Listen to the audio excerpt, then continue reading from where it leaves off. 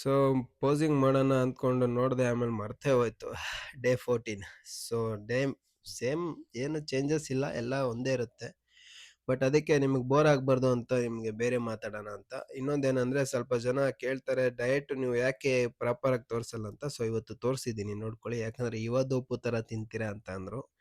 ನಿಮ್ಗೆ ಗೊತ್ತಿರುತ್ತೆ ಆ ದೊಡ್ಡಣ್ಣನ ಕಾಮಿಡಿ. ಸೊ ಸ್ವಲ್ಪ ಜನ ನನಗೆ ಮೆಸೇಜ್ ಹಾಕಿದ್ರು, ನಿಮಗೆ ಮಾತ್ರ ಫಾಸ್ಟಾಗಿ ರಿಸಲ್ಟ್ ಬರ್ತಾ ಇದೆ, ನಿಮ್ಮ ಫ್ರೆಂಡಿಗೆ ಯಾಕೆ ಬರ್ತಾ ಇಲ್ಲ ಅಂತ. ಈವನ್ ನಮ್ಮ ಫ್ರೆಂಡೂ ವೆಯ್ಟ್ ಲಾಸ್ ಮಾಡಿದ್ದಾರೆ. ಅವ್ರು 118 ಇದ್ರು, ಇವಾಗ 100 ಕೆ ಜಿಗೆ ಬಂದಿದ್ದಾರೆ. ಸೊ ಅವ್ರದ್ದು ರಿಸಲ್ಟ್ ಬಂದಿದೆ. ಬಟ್ ಡೈರೆಕ್ಟಾಗಿ ನೋಡಿದ್ರೆ ನಿಮ್ಗೆ ಗೊತ್ತಾಗುತ್ತೆ. ಅವ್ರದ್ದು ಒಂದು ಸಪ್ರೇಟ್ ವಿಡಿಯೋ ಮಾಡ್ತೀನಿ, ನೀವು ನೋಡ್ಬೋದು ಫಸ್ಟ್ ಹೇಗಿದ್ರು ಇವಾಗ ಹೇಗಿದ್ದಾರೆ ಅಂತ. ಈವನ್ ರಿಸಲ್ಟ್ ಚೆನ್ನಾಗಿ ಬರ್ತಾ ಇದೆ.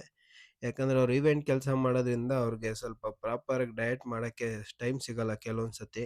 ಆದರೂ ಎಲ್ಲ ವರ್ಕೌಟ್ ಮುಗಿಸ್ಕೊಂಡು ಡಯಟ್ ಮಾಡಿ ನನ್ನ ಜೊತೆ ವರ್ಕೌಟ್ ಮಾಡ್ತಾಯಿದ್ದಾರೆ. ತುಂಬ ಹೆಲ್ಪ್ ಮಾಡ್ತಾರೆ ಪೋಸಿಂಗ್ ಮಾಡೋಕ್ಕಲ್ಲ ಅಂತ ಹೇಳಿದೆ. ಅವ್ರ ಜೊತೆನೇ ಕಾರ್ಡಿಯೋ ಮುಗಿಸಿ ಸಿಗೋಣ ನಾಳೆ ಫ್ರೆಂಡ್ಸ್.